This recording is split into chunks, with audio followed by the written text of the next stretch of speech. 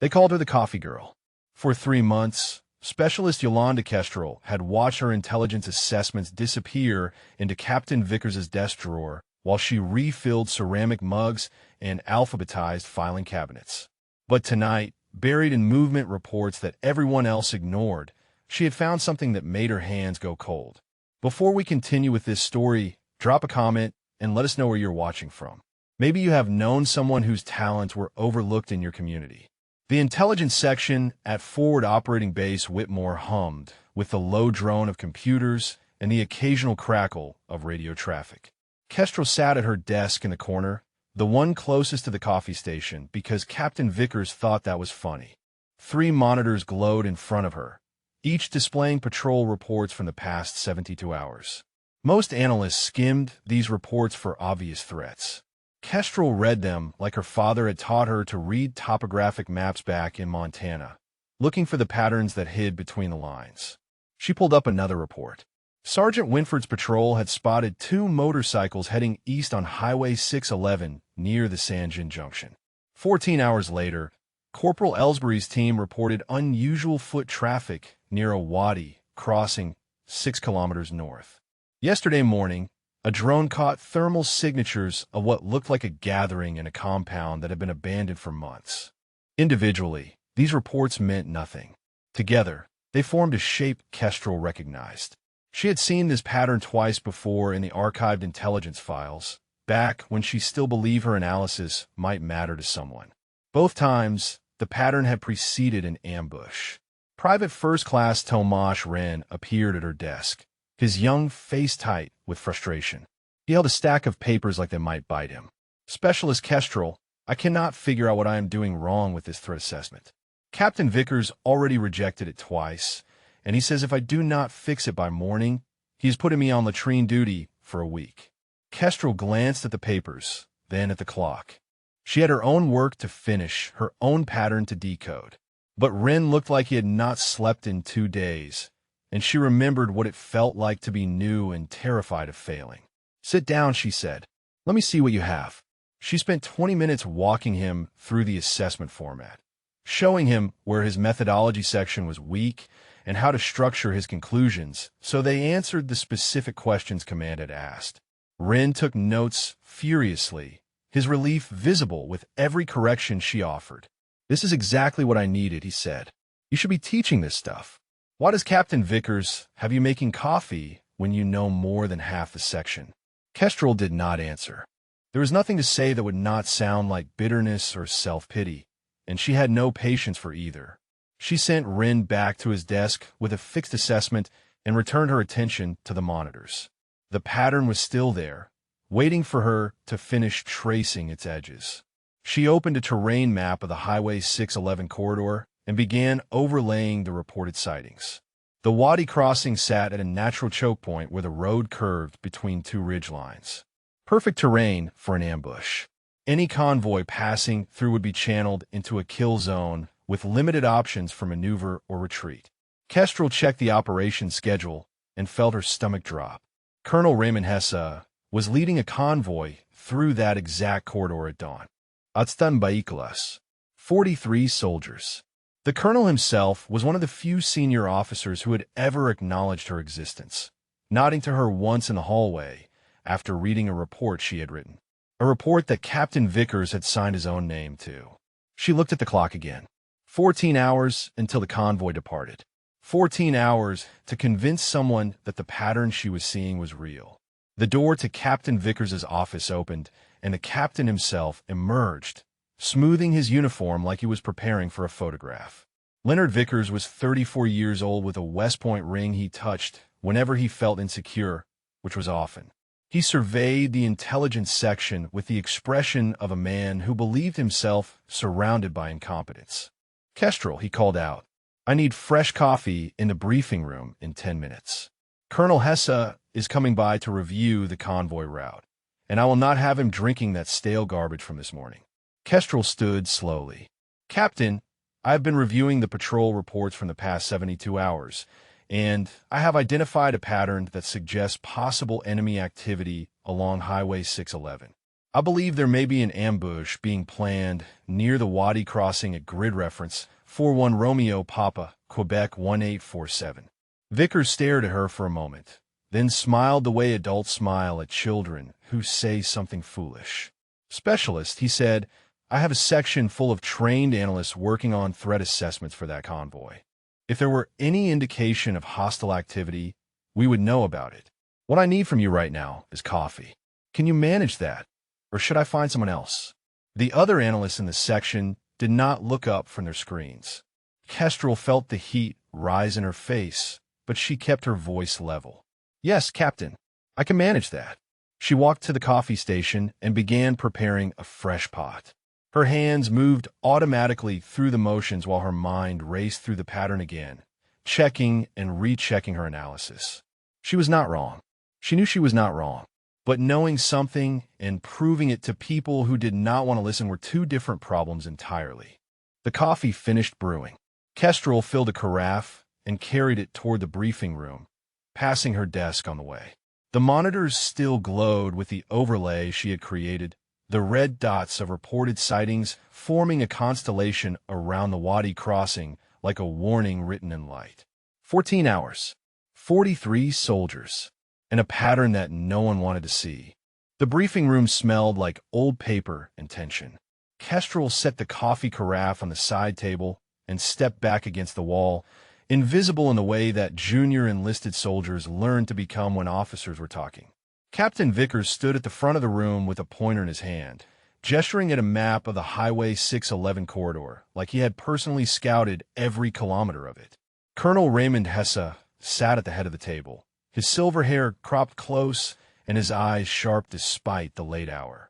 He was 52 years old and had led soldiers through 3 wars.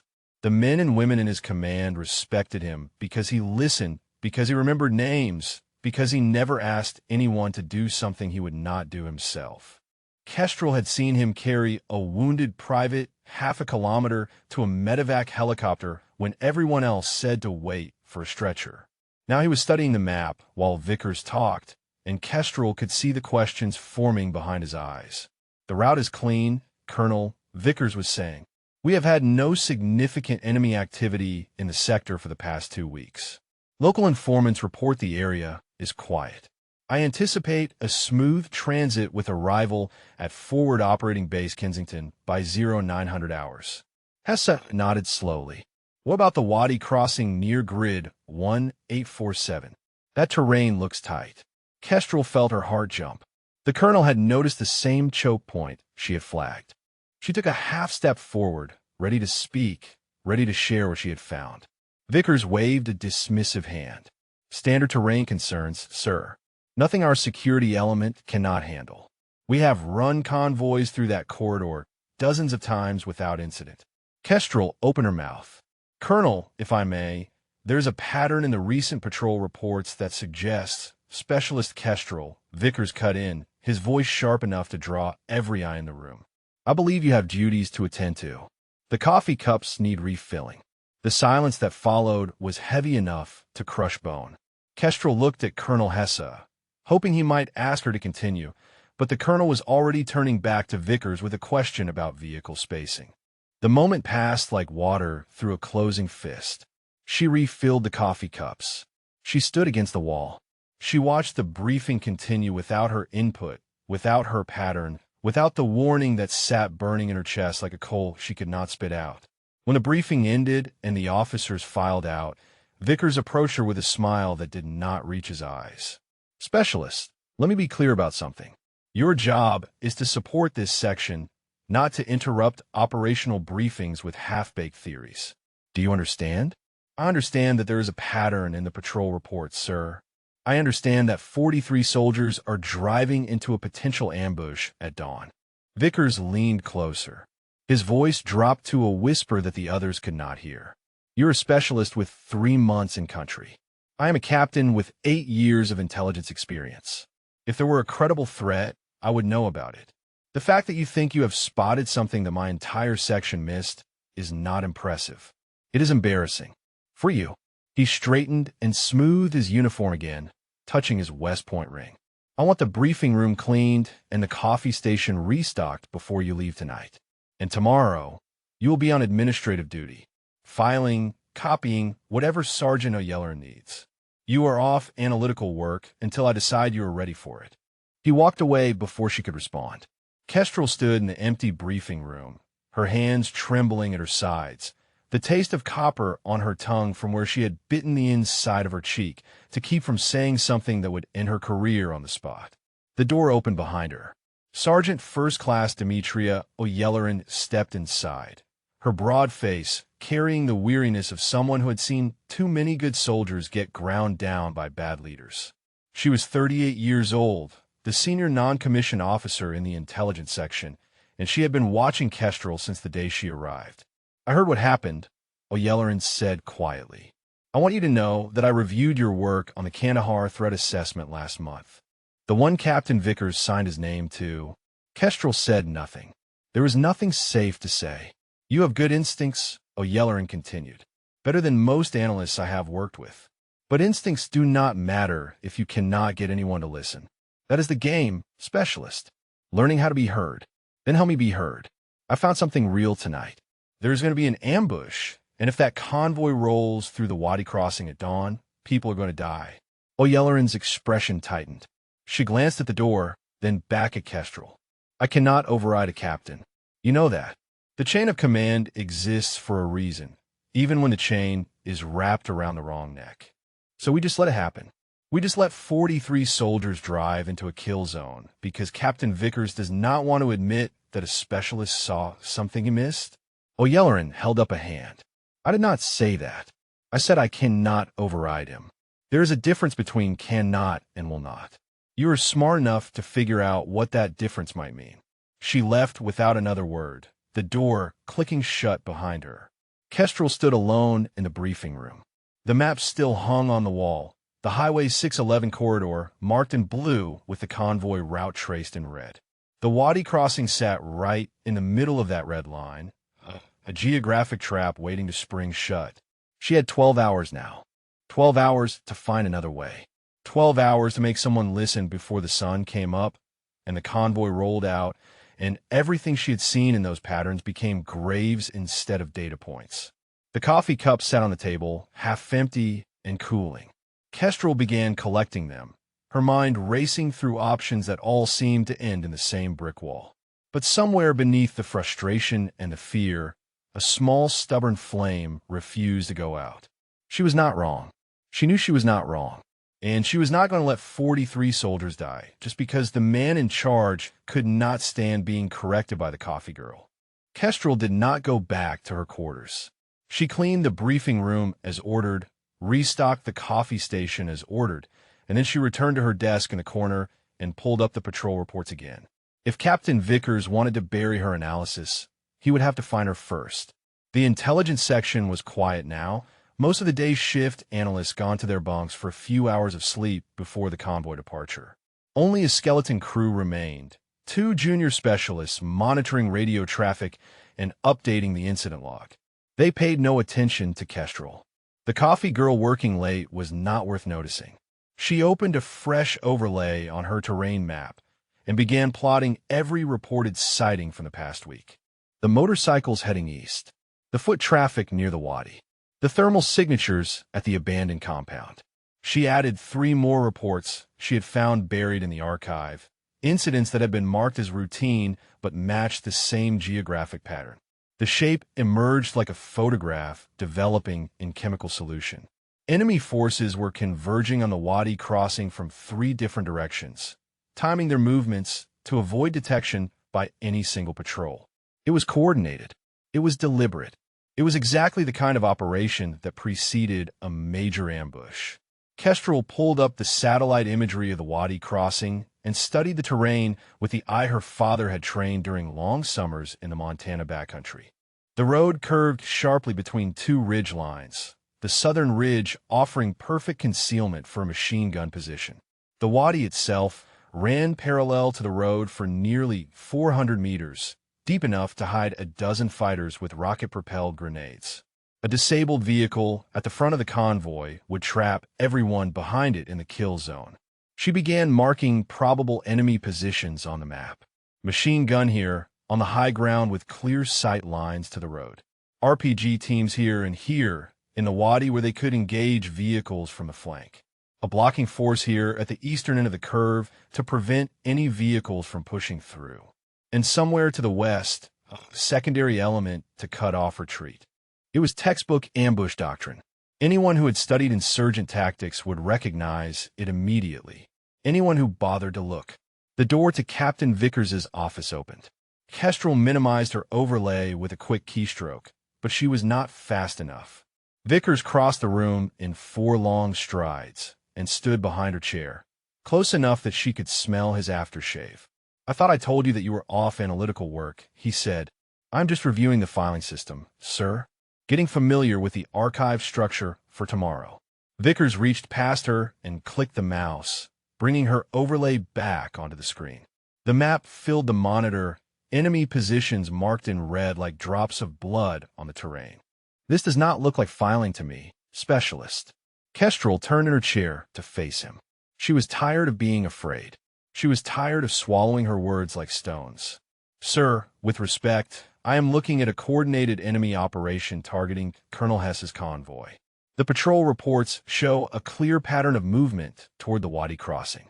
If we do not alter the convoy route or reinforce the security element, we are sending 43 soldiers into a kill zone."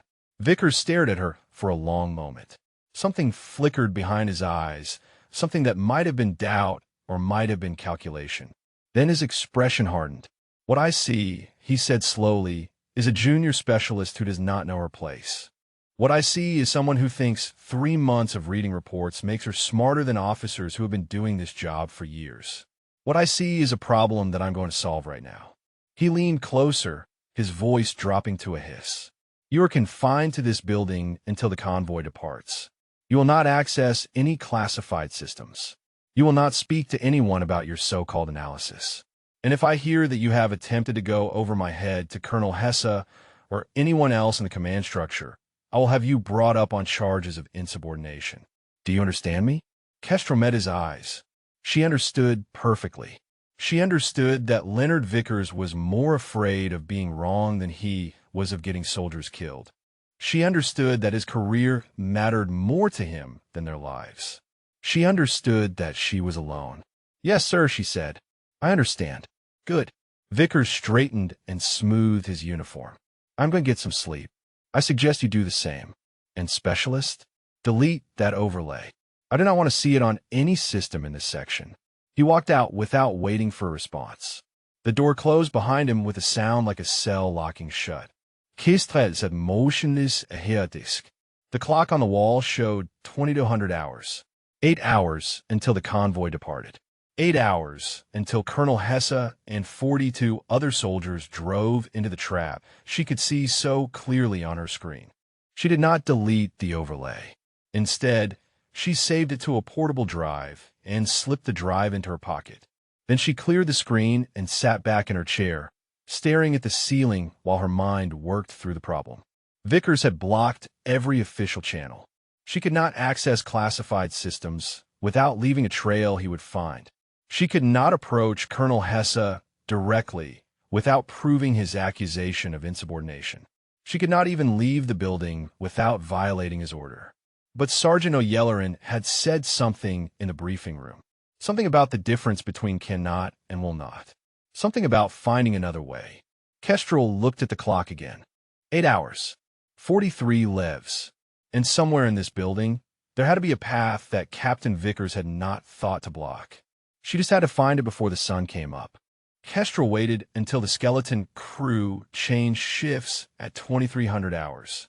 The 2 fresh analysts who replaced them barely glanced in her direction as they settled into their stations. She was furniture to them, part of the background noise of the intelligence section. Tonight, that invisibility was the only advantage she had. She pulled the portable drive from her pocket and turned it over in her fingers. The overlay was saved, the pattern preserved, but data on a drive meant nothing if she could not get in front of someone with the authority to act. Colonel Hesse was the obvious choice, but Vickers had made approaching him directly impossible. Any attempt would be flagged as insubordination before she got within 50 meters of his quarters. There had to be another way. There was always another way. Her father had taught her that during their summers in the Montana wilderness, when trails disappeared and storms rolled in, and the only option was to find a path that nobody else could see. She closed her eyes and let herself remember. 10 years old, standing on a ridgeline with her father's compass in her hand. The trail they had been following was gone, washed out by spring floods. Her father had knelt beside her and spread his topographic map across a flat rock. "What do you see, Yolanda?" he had asked. She had studied the contour lines, the blue threads of streams, the green patches of forest. "I see where the trail used to be, but it is not there anymore." Her father had smiled. "Then stop looking for the trail. Look for where the trail should go. The map never lies if you know how to listen." Kestrel opened her eyes. She had been looking for the trail, trying to follow the official channels that Vickers had blocked.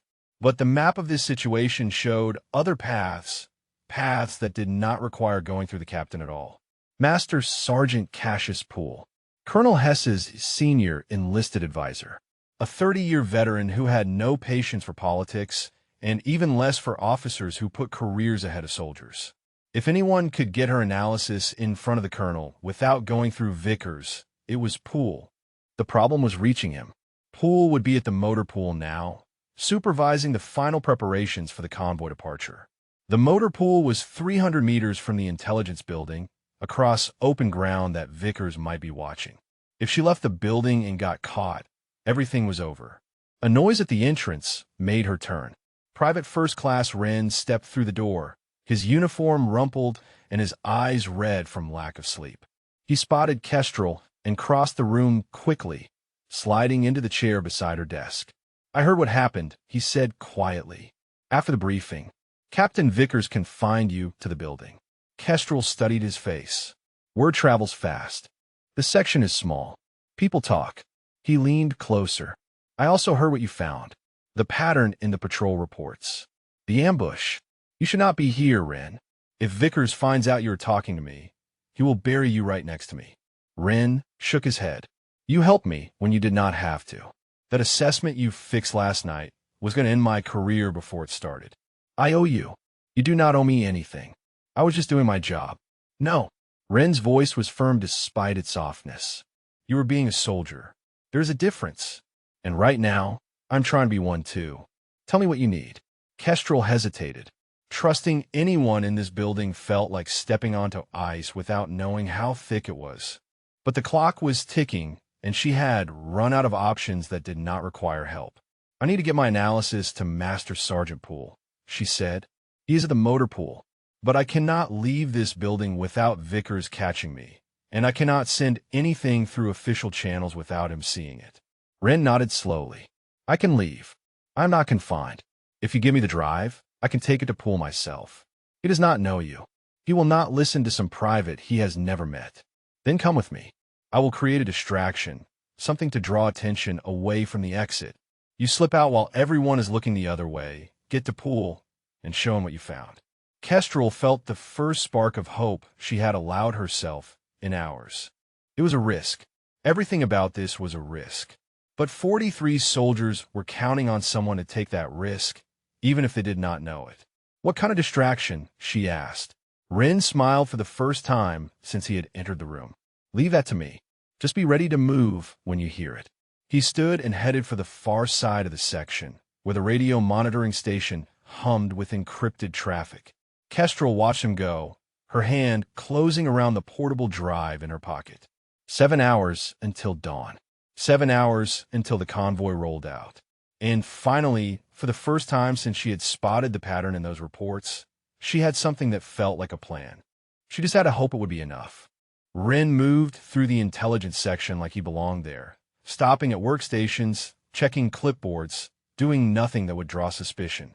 Kestrel watched him from her corner desk while pretending to organize files, her pulse steady despite the tension coiling in her chest.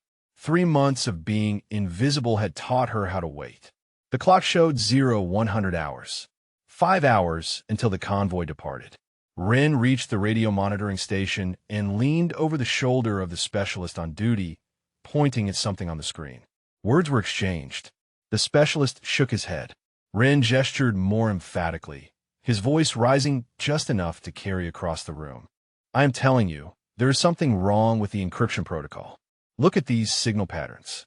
We need to run a diagnostic before we lose secure communications with the convoy. The specialist stood, frowning at his equipment. Other heads turned toward the commotion. Kestrel rose from her chair and moved toward the exit, her footsteps measured, her breathing controlled. She was 10 feet from the door when it swung open and Captain Vickers walked through. He was supposed to be sleeping. He was supposed to be in his quarters, resting before the dawn departure. But here he was, his uniform fresh and his eyes scanning the room with the alertness of a predator that smelled blood in the water. Kestrel froze.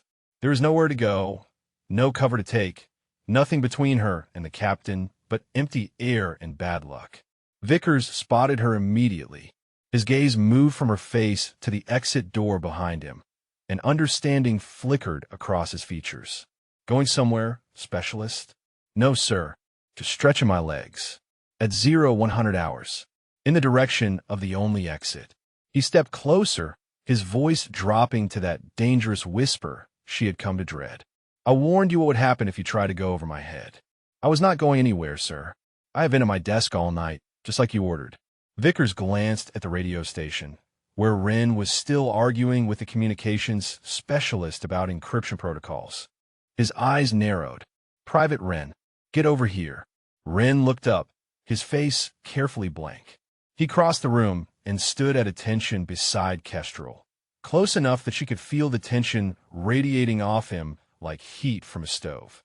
Sir, he said, were you creating a distraction so Specialist Kestrel could leave this building? No, sir. I was reporting a potential issue with the communications equipment. Vickers studied them both for a long moment. The silence stretched until Kestrel could hear her own heartbeat in her ears. Search her, Vickers said to the communications specialist. Check her pockets. The specialist hesitated. Sir, I'm not sure that is an order. The specialist approached Kestrel with obvious discomfort. She stood still as he patted down her uniform, knowing what he would find, knowing that everything was about to collapse. His hand stopped at her left cargo pocket. He reached inside and pulled out the portable drive. Vickers took it from him and held it up to the light like a piece of evidence at a trial. And what is this, Specialist Kestrel? She said nothing. There was nothing to say that would make this better. This, Vickers continued, is classified intelligence data that you attempted to remove from a secure facility. This is theft of government property. This is espionage, if I want to push it that far. He slipped the drive into his own pocket. And this is the end of your career. Sir, those patrol reports show a clear pattern. I do not care what they show. Vickers's voice was ice. You are confined to quarters until further notice. After the convoy departs, I'm going to personally ensure that you face a court-martial for insubordination, theft of classified materials, and conduct unbecoming. Private Wren, you're confined as well. I will deal with you later. He turned to the communications specialist. Escort them both to their quarters. Post a guard. No one in or out until I say otherwise. The specialist nodded, his face pale. Kestrel felt Wren's shoulder brush against hers as they were led toward the door. She wanted to tell him she was sorry, that he should not have risked himself for her, that none of this was his fault. But the words would not come. The night air outside was cold and sharp. Stars wheeled overhead, indifferent to the lives that hung in the balance below. Somewhere across the base, soldiers were loading vehicles and checking weapons, preparing for a dawn departure that would take them straight into a trap. 4 hours and 45 minutes. 43 levs. And Kestrel was walking toward a cell instead of toward the one person who might have listened. The portable drive was gone. Her access was gone. Her freedom was gone. She had nothing left but the pattern burning in her memory and the stubborn refusal to believe that this was how the story ended. There had to be another way. There was always another way. She just could not see it yet. The quarters they put her in were not a cell, but they might as well have been. A narrow room with a cot, a footlocker, and a window that looked out on nothing but the concrete blast wall 20 feet away. The door was unlocked, but the private standing guard outside made that irrelevant. Kestrel sat on the edge of the cot and stared at her hands. The same hands that had traced the pattern on those maps, that had marked the enemy positions, that had held the evidence that might have saved 43 lives. Empty now. Useless. The clock in her head kept counting.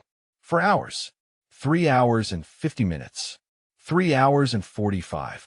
A soft knock at the door made her look up. The guard's voice came through the thin wood. Sergeant O'Yelleran, to see the prisoner. She is not a prisoner, O'Yelleran's voice replied. She is confined to quarters pending investigation. There is a difference. Now step aside. The door opened and Sergeant First Class Demetria O'Yelleran stepped through, closing it firmly behind her. She stood for a moment, studying Kestrel with eyes that gave nothing away. You look terrible, she said. I have had a difficult night. O'Yelleran crossed the room and sat on the footlocker, her knees almost touching Kestrel's. When she spoke again, her voice was barely above a whisper. Captain Vickers is in the Tactical Operations Center, briefing the convoy commander on final security arrangements. He will be there for at least another hour. The guard outside owes me a favor. We have maybe 10 minutes before anyone notices I am here. Why are you here? Because I have been in this army for 18 years, and I have seen what happens when officers like Vickers put their careers ahead of their soldiers. She paused, and something hard flickered in her eyes. And because this is not the first time, Kestrel felt the words land like stones in still water. What do you mean? O'Yelleran reached into her cargo pocket and pulled out a folded piece of paper. She handed it to Kestrel without explanation. It was a printed page from an after-action report, dated 14 months earlier. Kestrel scanned the text, her eyes catching on phrases that made her stomach turn. Convoy ambush. 7 casualties. 3 killed in action. Intelligence failure cited as contributing factor. I do not understand, Kestrel said. What does this have to do with Vickers? Read the names of the dead. Kestrel looked at the bottom of the page. 3 names were listed under the killed in action section. Sergeant First Class Roland Embry. Specialist Danielle Odom. Private First Class Terrence Ewan. O'Yelleran's voice was flat and hard. There was an analyst on that convoy. Young specialist, maybe 6 months in country. She had flagged some unusual movement patterns in the patrol reports the week before. She brought it to Captain Vickers, and he told her she was imagining things. She tried to escalate through the chain of command, and he buried her report. Said she was inexperienced and unreliable. 3 days later, those 3 soldiers were dead. Kestrel looked up. The analyst. What happened to her? O'Yelleran met her eyes. She is sitting in front of me right now. The silence that followed was absolute. Kestrel stared at the paper in her hands, then at O'Yelleran, her mind struggling to process what she was hearing. I do not have any memory of this. I was never on a convoy that. Not you. O'Yelleran shook her head. A different analyst. Different convoy. Same pattern. Same captain. Same outcome. How many times has this happened? O'Yelleran's jaw tightened. At least twice that I know of. Maybe more. Vickers has a gift for covering his tracks, and the Army does not like to admit when officers fail upward. Kestrel felt something shift inside her chest. The frustration and despair that had been drowning her began to burn away, replaced by something colder and harder. Something that felt like purpose. You're telling me that Vickers has gotten soldiers killed before by ignoring intelligence, and he's about to do it again. Yes. Then why are you here whispering in my quarters instead of going to Colonel Hesse yourself? O'Yelleran's expression flickered. Because I cannot prove anything. The after-action report blamed the ambush on enemy action, not intelligence failure. Vickers made sure of that. And if I go to the colonel without proof, I am just a disgruntled NCO trying to undermine her commanding officer. But I have proof. The pattern in the patrol reports. The overlay I created. Vickers has your drive, and he has already poisoned the well by accusing you of theft and insubordination. O'Yelleran reached into her pocket again. This time she pulled out a small plastic card and pressed it into Kestrel's palm. An access badge. O'Yelleran's access badge. The classified radio intercepts from the past 48 hours are stored on a secure terminal in the S2 vault. If your pattern is real, There will be corroborating evidence in those intercepts. Enemy communications, coordination signals, something that proves what you found is not a coincidence. You're giving me your credentials to access classified systems. That is a career-ending offense. O'Yelleran stood. Then I guess we both have something to lose. The guard will take a break in 3 minutes. You will have a clear path to the S2 building. After that, you're on your own. She moved toward the door, then paused with her hand on the frame. Those 3 soldiers who died 14 months ago. One of them was my cousin. His daughter turned 4 last month. She does not understand why her daddy is never coming home. O'Yelleran's voice cracked, just barely. Do not let it happen again. She slipped out without waiting for a response. Kestrel sat motionless on the cot, the access card warm in her palm, the after-action report trembling in her other hand. 3 hours and 30 minutes. 43 lives. And now she had a way back into the fight. Kestrel counted 60 seconds after the guard's footsteps faded down the hallway. Then she moved.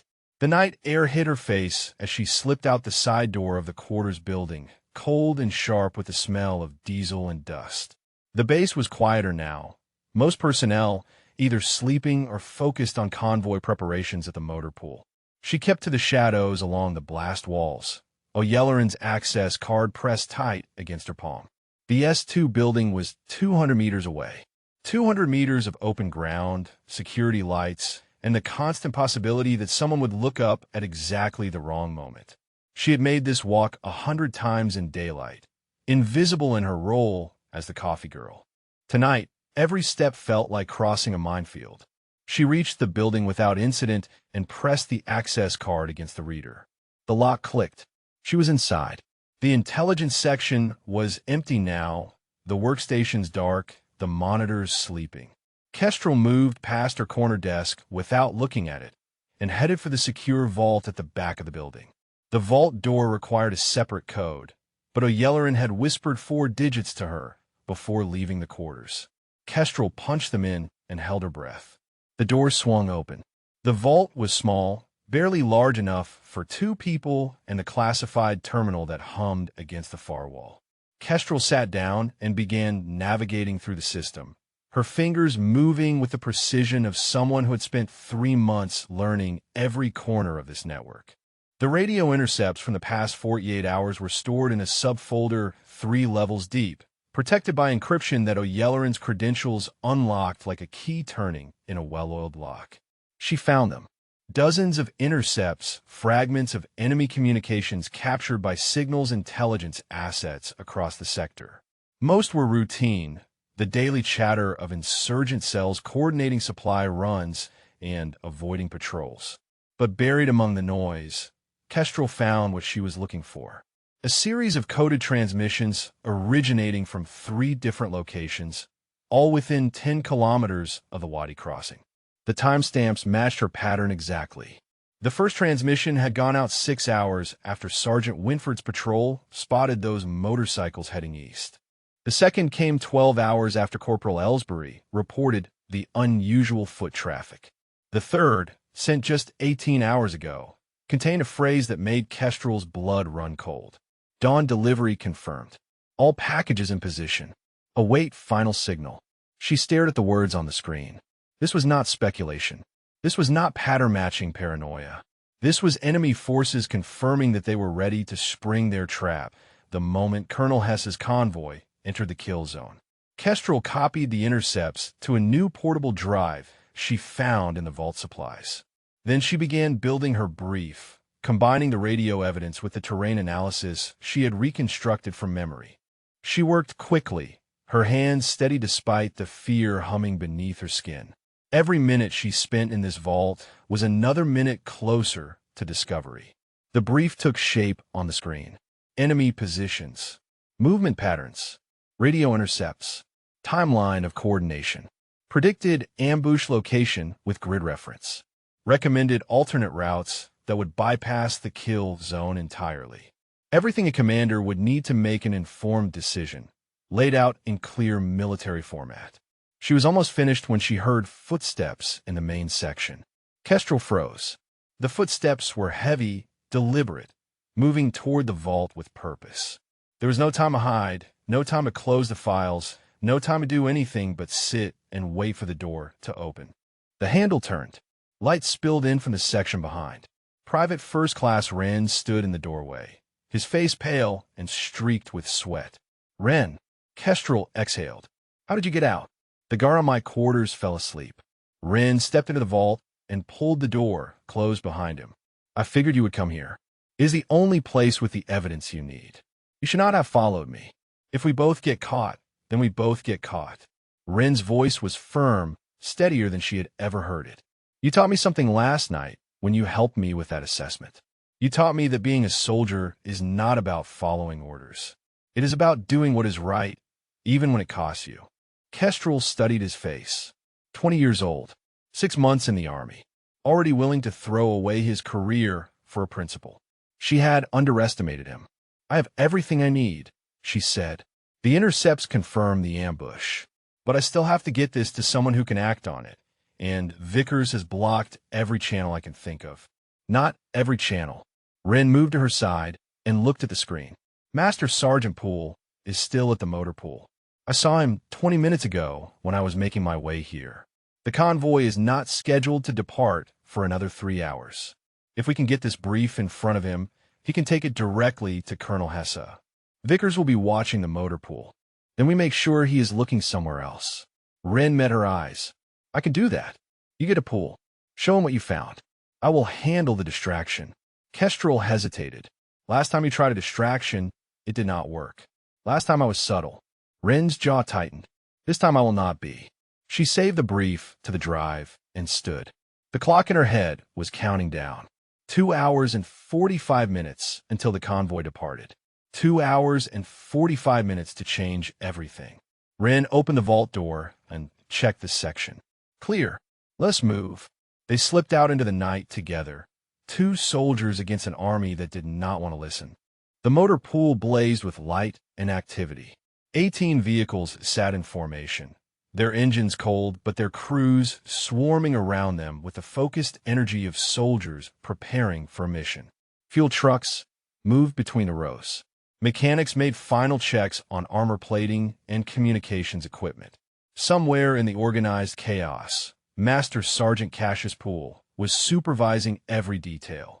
Kestrel and Wren crouched behind a stack of supply crates 50 meters from the motor pool perimeter. From here, she could see the command vehicle at the front of the formation, its antenna array marking it as Colonel Hesse's transport. She could also see the 2 military police officers stationed at the entrance, checking credentials and logging every person who entered the staging area. "There," Wren whispered.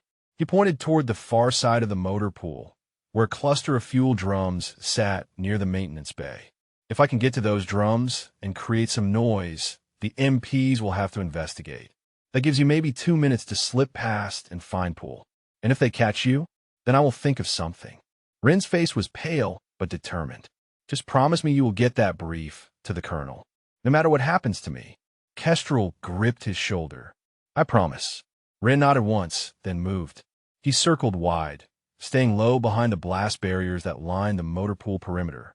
Kestrel watched him disappear into the shadows and forced herself to breathe. 2 minutes. She would have 2 minutes at most. The night seemed to stretch and compress at the same time. Seconds crawled like hours. Then a crash echoed from the far side of the motor pool, the unmistakable sound of metal drums toppling against concrete. Shouts followed. The MPs at the entrance turned their heads, then jogged toward the commotion. Kestrel moved. She crossed the open ground in a controlled sprint, her boots silent on the packed dirt. The motor pool entrance was unguarded now.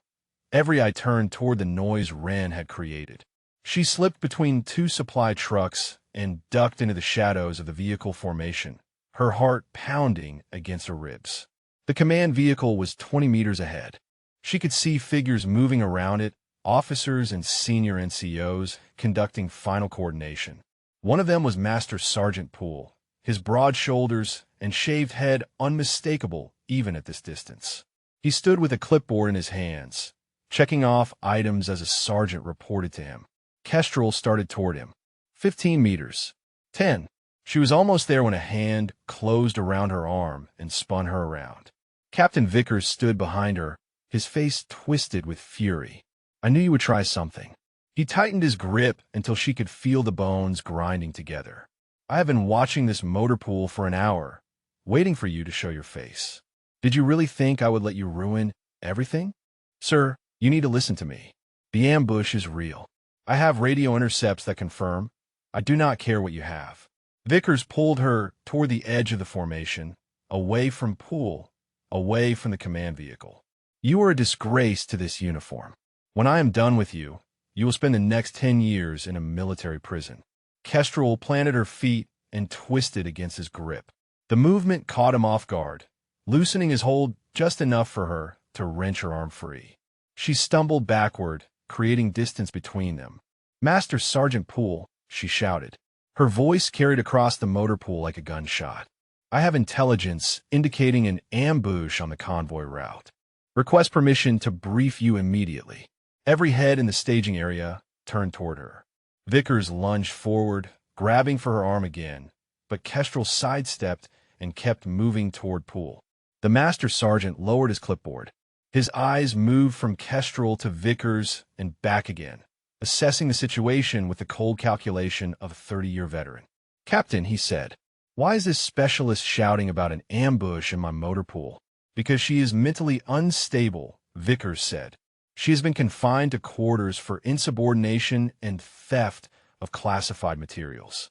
I was in the process of escorting her back when she broke free. Specialist, you have 30 seconds to explain yourself.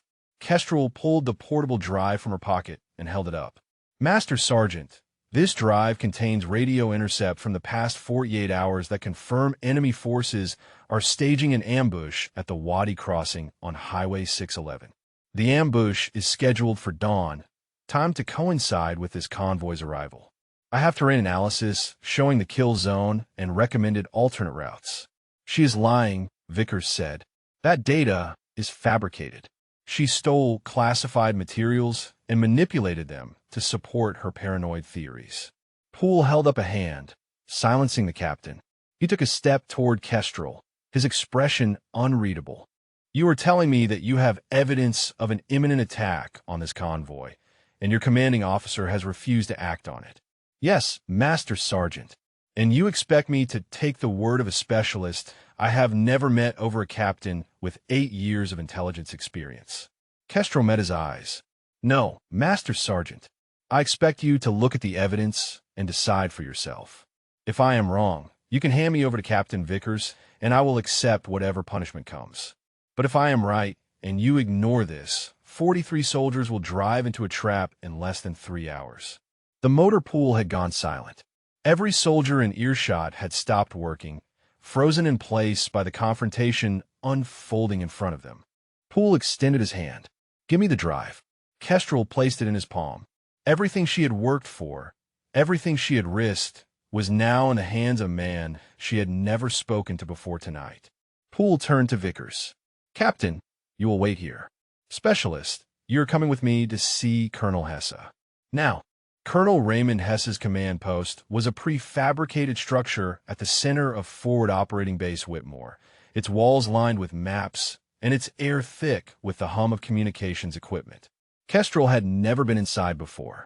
Junior specialists did not get invited to places where decisions were made. Master Sergeant Poole led her through the door without knocking. Colonel Hesse looked up from a table covered in operational documents, his silver eyebrows rising at the intrusion. Poole, the colonel said, I was not expecting you for another hour. And who is this? Specialist Kestrel, sir. Intelligence section. She has something you need to see before the convoy departs. Hesse's eyes moved to Kestrel, studying her with the same quiet intensity she had seen in the briefing room hours earlier. Behind her, she heard the door open again. Captain Vickers entered, his face flushed and his breath short from hurrying across the base. Colonel, I apologize for this disruption. Specialist Kestrel has been confined to quarters for insubordination. She should not be here. Hesse held up a hand. Captain, I will decide who should and should not be in my command post. He turned back to Kestrel. Specialist, you have 60 seconds. Make them count. Kestrel stepped forward and handed the colonel the portable drive. Sir, this drive contains classified radio intercept from the past 48 hours. Those intercepts confirm that enemy forces are staging an ambush at the Wadi crossing on Highway 611. Grid reference 41 Romeo Papa, Quebec 1847. The ambush is timed to coincide with your convoy's arrival at dawn. Hesse took the drive and inserted it into the terminal on his desk. The screen flickered to life, displaying the intercepts Kestrel had compiled. He read in silence, his expression giving nothing away. "Show me the terrain analysis," he said. Kestrel moved to his side and navigated to the overlay she had built. The map filled the screen, enemy positions marked in red, the convoy route traced in blue, the kill zone highlighted in yellow. "The road curves between two ridgelines here," she said, pointing. "The southern ridge offers concealment for machine gun positions with clear sight lines to the road. The Wadi runs parallel for 400 meters, deep enough to hide RPG teams. A disabled vehicle at the front of the convoy would trap every vehicle behind it in the kill zone." Hesse studied the map. His finger traced the convoy route, pausing at the Wadi crossing. "What are the alternate routes?" Kestrel pulled up the second overlay. "3 options, sir. The northern route adds 40 minutes, but bypasses the choke point entirely. The central route uses secondary roads that are narrower but offer better visibility. The southern route requires crossing a bridge that may not support heavy vehicles, but reconnaissance could confirm its viability." Vickers stepped forward. "Colonel, this analysis is based on speculation and circumstantial evidence. The patrol reports she referenced could be interpreted a dozen different ways. There is no concrete proof of an ambush." Hesse did not look at him. "Captain, did you review these intercepts before dismissing Specialist Kestrel's analysis?" Vickers hesitated. "Sir, I did not have access to the classified intercepts at the time, but my assessment of the patrol reports. So you rejected her analysis without reviewing all available intelligence." The question hung in the air like smoke. Vickers opened his mouth to respond, then closed it again. Hesse turned to Poole. "Master Sergeant, how long would it take to get a reconnaissance drone over that Wadi crossing?" 20 minutes, sir. We have a Raven on standby. Do it. I want eyes on that grid reference before we make any decisions." Poole stepped outside to relay the order. Kestrel stood motionless beside the colonel's desk, afraid that moving might break whatever spell was keeping Vickers silent. The clock on the wall showed 03:45. 2 hours and 15 minutes until the scheduled departure. The next 20 minutes stretched like wire pulled to its breaking point. Kestrel watched the drone feed come up on a secondary monitor, the grainy green imagery showing the Wadi crossing from 2,000 feet. The terrain looked exactly as she had described it. Ridgelines flanking the road, the Wadi running parallel, the curve that would channel the convoy into the kill zone. Then the thermal overlay activated, and everything changed. Bright white signatures bloomed across the screen. Human shapes clustered in the positions Kestrel had marked on her map. At least 30 of them on the southern ridge. Another dozen in the Wadi itself. More at the eastern end of the curve, exactly where she had predicted a blocking force. Hesse leaned forward. His voice was quiet, but it carried the weight of command. "Well, Captain Vickers, would you like to explain to me why there are 50 enemy fighters staged at a location you assure me was clear?" Vickers said nothing. His face had gone the color of old paper. Hesse turned to Kestrel. "Specialist, your alternate routes. Which one do you recommend?" "The northern route, sir. It adds time, but keeps the convoy completely outside the enemy's observation range. They will not know we have changed course until we are already past them." Hesse nodded. He picked up the radio handset on his desk and keyed the transmit button. "All convoy elements, this is Stallion 6. Immediate change to route planning. We are switching to alternate route November. I say again, alternate route November. Acknowledge." The radio crackled with confirmations. Kestrel listened to the voices of 43 soldiers whose lives had just been pulled back from the edge of a trap they never knew existed. Hesse set down the handset and looked at her. "Specialist Kestrel, Outstanding work. 3 words. 3 words that erased 3 months of being invisible. The convoy rolled out at 0600 hours. 18 vehicles moving in formation through the gray light of pre-dawn. Kestrel watched from the Tactical Operations Center as the blue icons on the tracking display followed alternate route November, curving north away from the Wadi crossing where 50 enemy fighters waited for targets that would never arrive. Colonel Hesse stood beside her, his eyes fixed on the same display. Master Sergeant Poole manned the communications station, relaying updates from the convoy commander as the vehicles cleared each checkpoint along the new route. Stallion 6, this is Convoy Actual. Checkpoint Bravo cleared. No contact. Proceeding to Charlie. Hesse acknowledged the transmission and turned to Kestrel. Specialist, I want you to stay here for the duration of the convoy movement. If anything changes, I want your assessment immediately. Yes, sir. On the far side of the operations center, Captain Vickers sat in a folding chair with 2 military police officers standing behind him. He had not spoken since the drone footage confirmed the ambush. His face was blank, but his hands trembled slightly where they rested on his knees. Kestrel forced herself to look away. There would be time to deal with Vickers later. Right now, 43 soldiers were still in transit, and the enemy forces at the Wadi crossing would eventually realize their trap had failed. The radio crackled again. Stallion 6, Convoy Actual. We have visual on checkpoint Charlie. 30 minutes to destination. Poole relayed the update. Hesse nodded, his posture relaxing by a fraction. The convoy was going to make it. Then a new voice cut through the communications channel, urgent and sharp. Stallion 6, this is Overwatch. Enemy forces are moving. I say again, enemy forces are departing the ambush site. Approximately 50 personnel heading east in multiple vehicles. They appear to be withdrawing. Hesse keyed his handset. Overwatch, confirm direction of movement. Are they pursuing the convoy? Negative, Stallion 6. Movement is perpendicular to convoy route. They are heading toward grid reference 42 Romeo Papa Quebec 0931. Unknown intent. Kestrel pulled up her terrain map and found the grid reference. Her stomach tightened. Sir, that grid reference is a small village. Marzak. Population maybe 200. If those fighters are heading there. Hesse understood immediately. They are looking for someone to blame. If they cannot hit the convoy, they will take it out on the locals who they think warned us. He turned to Poole. Give me a reaction force. I want a quick response team in the air within 15 minutes. We are not letting them massacre that village because we outsmarted their ambush. Poole was already on the radio, coordinating with the aviation detachment. Kestrel watched the drone feed as the enemy convoy moved east, a line of white thermal signatures snaking through the darkness toward an unsuspecting village.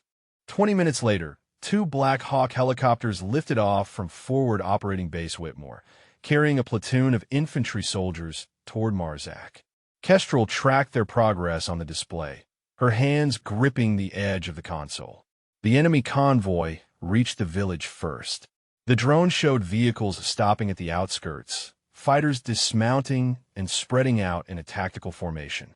They were preparing to sweep through the buildings, searching for collaborators who did not exist. Then the Black Hawks appeared on the feed, banking hard over the ridge line east of the village. The infantry soldiers fast-stroked down into a field 300 meters from the enemy position, hitting the ground in a coordinated wave. What followed was over in less than 10 minutes. The enemy fighters, caught between the village and a force they had not expected, attempted to withdraw. Some made it to their vehicles. Most did not. The radio traffic was a rapid-fire exchange of contact reports, ammunition counts, and casualty updates. When the shooting stopped, the reaction force had killed or captured 37 enemy combatants. The remaining fighters had fled into the mountains, leaving their vehicles and weapons behind. The village of Marzak was untouched. Stallion 6, this is reaction actual. Objective secure. 0 friendly casualties. Requesting pickup for detainees. Hesse set down his handset and exhaled slowly. He looked at Kestrel with an expression she could not quite read. Specialist, if you had not identified that ambush, we would have lost soldiers at the Wadi crossing. And if you had not been here to identify that village, we would have lost civilians tonight. He paused. How long have you been in country? 3 months, sir. 3 months. Hesse shook his head. And in one night, you have done more for this command than officers who have been here for years. Across the room, Vickers shifted in his chair. The military police officers tightened their stance behind him. Hesse turned to face the captain, his voice cold and precise. Captain Vickers, you are relieved of command effective immediately. You will be confined to quarters pending a full investigation into your conduct. The charges will include dereliction of duty, obstruction of intelligence operations, and conduct unbecoming an officer. Vickers finally spoke, his voice hoarse. Colonel, I was acting on my best judgment. The intelligence was ambiguous. The intelligence was clear. Hesse cut him off. You chose to ignore it, because accepting it would have meant admitting that a specialist saw something you missed. Your ego nearly cost me 43 soldiers. Get him out of my sight. The MPs escorted Vickers from the operations center. The door closed behind them with a sound like a verdict being delivered. Kestrel stood at the console, watching the blue icons of the convoy reach their destination. 0 casualties. Mission complete. And somewhere in a village called Marzak, 200 people were waking up to a morning they might not have seen. She had made that possible. The coffee girl had made that possible. The sun was fully up by the time Kestrel left the Tactical Operations Center. The base had transformed in the hours since the convoy departed, the tension of the night giving way to the ordinary rhythm of a forward operating base at morning. Soldiers walked between buildings with coffee cups in their hands. Vehicles moved along the gravel roads. Somewhere in the distance, a generator hummed its endless mechanical song. Kestrel walked toward the intelligence section without any clear purpose. Her body was exhausted, running on adrenaline fumes and the residual electricity of everything that had happened. But her mind would not stop spinning through the events of the past 12 hours, replaying moments and decisions and words spoken in rooms where she had never expected to be heard. She found Sergeant First Class O'Yellerin waiting outside the S2 building, leaning against the blast wall with her arms crossed. When she saw Kestrel approaching, something shifted in her expression. Not quite a smile, but close. I heard what happened, O'Yellerin said. The whole base is heard by now. Specialist Kestrel saved the convoy. Specialist Kestrel got Captain Vickers relieved. Specialist Kestrel is the reason 200 villagers woke up this morning instead of getting massacred. Kestrel stopped in front of her. I cannot have done any of it without you. The access card. The information about what Vickers did before. You took the same risk I did. O'Yellerin shook her head. I gave you a key and told you a story. You did the rest. She pushed off the wall and stood straight, her posture shifting into something more formal. Colonel Hesse has appointed me acting commander of the intelligence section until a replacement for Vickers can be assigned. My first official act is to inform you that you are no longer on administrative duty. Kestrel felt something loosen in her chest. Thank you, Sergeant. Do not thank me yet. O'Yellerin's eyes glinted. My second official act is to assign you as lead analyst for the Highway 611 corridor. You know the terrain better than anyone on this base. I expect a full threat assessment on my desk by the end of the week. For the first time in hours, Kestrel smiled. Yes, Sergeant. O'Yellerin nodded, then turned toward the building entrance. She paused with her hand on the door. Kestrel, those 3 soldiers who died 14 months ago. Roland Embry was my cousin. I told you that last night. What I did not tell you was that I have been waiting 18 months for someone to give me a reason to take Vickers down. She looked back over her shoulder. You gave me that reason. I will not forget it. She disappeared inside. Kestrel stood alone in the morning light, processing the weight of what O'Yellerin had just said. 18 months of watching and waiting. 18 months of carrying the knowledge that her cousin had died because an officer valued his career more than his soldiers. And now, finally, justice. Footsteps crunched on the gravel behind her. Kestrel turned to find Private First Class Wren approaching, his uniform disheveled and his face marked with the kind of exhaustion that came from a night spent in military police custody. They let you go, she said. Wren nodded. Colonel Hesse reviewed my case personally. said that any soldier who risks his career to help expose a threat to his fellow soldiers is the kind of soldier he wants in his command. He dropped all the charges. He stopped in front of her, his young face carrying a gravity it had not possessed 24 hours ago. I heard what you did after they took me away. The intercepts, the briefing with the colonel, the village. I could not have reached Pool without your distraction. Those fuel drums bought me the time I needed. Ren shrugged. I figure that makes us even for the assessment you helped me with. Kestrel extended her hand. Ren took it, and they shook with the grip of soldiers who had been through something together. What happens now? Ren asked. Now we get back to work. Kestrel released his hand and looked toward the intelligence building. There's still threats out there. Still patterns waiting to be found.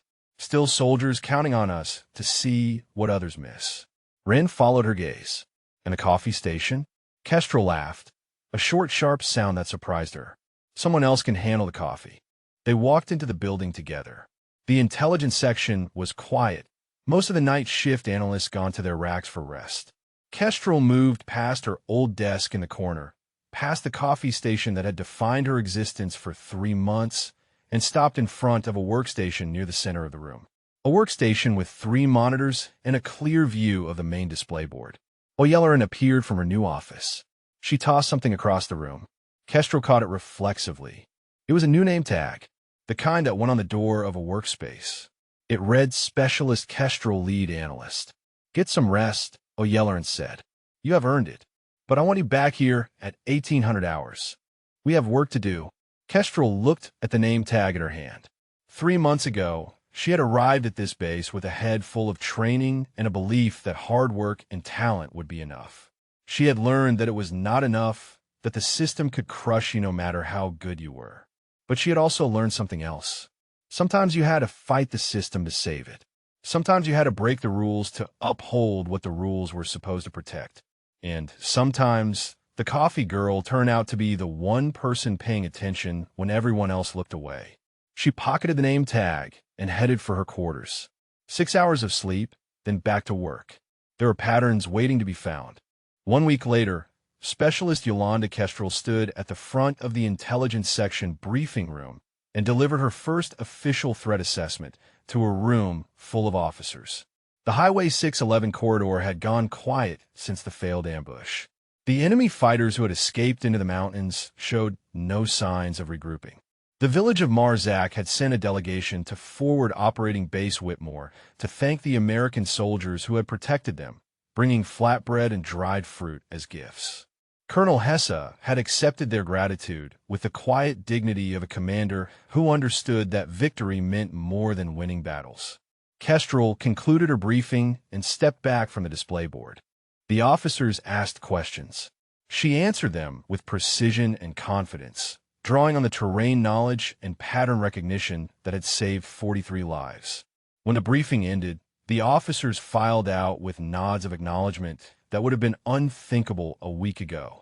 Sergeant First Class O'Yelleran waited until the room was empty before approaching. Solid brief, she said. Colonel Hesse was impressed. He told me personally. Kestrel began gathering her materials. I'm just doing my job. No. O'Yelleran shook her head. You're doing the job you were always supposed to do. The job Vickers kept you from doing. There's a difference. She reached into her cargo pocket and pulled out an envelope. This came through official channels this morning. I wanted to deliver it myself. Kestrel took the envelope and opened it. Inside was a formal letter on Army letterhead, signed by Colonel Hesse and countersigned by the brigade commander. She read it twice before the words fully registered. A letter of commendation for exceptional performance in identifying and neutralizing an imminent threat to coalition forces, for demonstrating analytical excellence under adverse conditions, for actions that directly resulted in the preservation of 43 American lives and the protection of Afghan civilian population. There is more, O'Yelleran said. Colonel Hesse has submitted a recommendation for your promotion to sergeant, and he has forwarded your name to the Warrant Officer Recruiting Command as a candidate for the Intelligence Technician Program. Kestrel looked up from the letter. Warrant Officer, you have the skills, you have the instincts, and now you have the record to prove it. O'Yelleran allowed herself a small smile. It will take time to process, but Hessa has pull.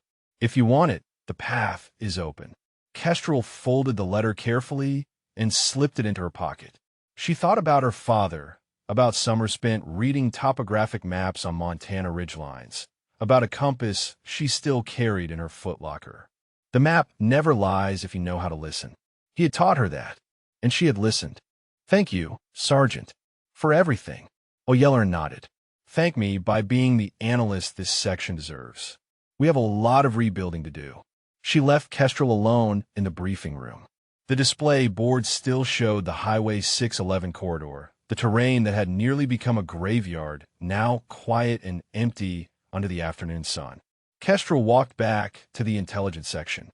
The coffee station was gone, relocated to a supply closet where it belonged. In its place stood a new workstation with updated equipment, positioned for optimal view of both the section entrance and the main analytical displays. Her workstation. She settled into her chair and pulled up the morning patrol reports. The rhythm of the work was familiar now, the flow of data and pattern recognition that came as naturally as breathing. But something had changed in how she approached it. She was no longer invisible. She was no longer afraid. The section door opened. A young soldier stepped inside, a private first class with the uncertain posture of someone fresh from training. He carried a stack of folders and wore the expression of a person who had no idea where anything was supposed to go. "Excuse me," he said. "I am looking for Specialist Kestrel. I was told she could help me understand the filing system." Kestrel looked at him. 3 months ago, that had been her. Lost and overwhelmed and desperate to prove that she belonged. She remembered how it felt to have someone take the time to explain things, to treat her like a soldier instead of furniture. She gestured to the chair beside her desk. "Sit down. Let me see what you have." The private sat. He spread his folders on the desk and began explaining his confusion. Kestrel listened, asked questions, pointed out the organizational structure he had missed. The private took notes with the same frantic energy Wren had shown that first night, when she had fixed his assessment and set everything in motion. When he finally understood, his relief was visible. "Thank you, Specialist. Everyone said you were the one to ask." Kestrel smiled. "Just doing my job. Now get those files sorted and bring me any patrol reports that mention unusual movement patterns. I want to see them before the end of the day." The private hurried off. Kestrel turned back to her monitors, but she paused before diving into the data.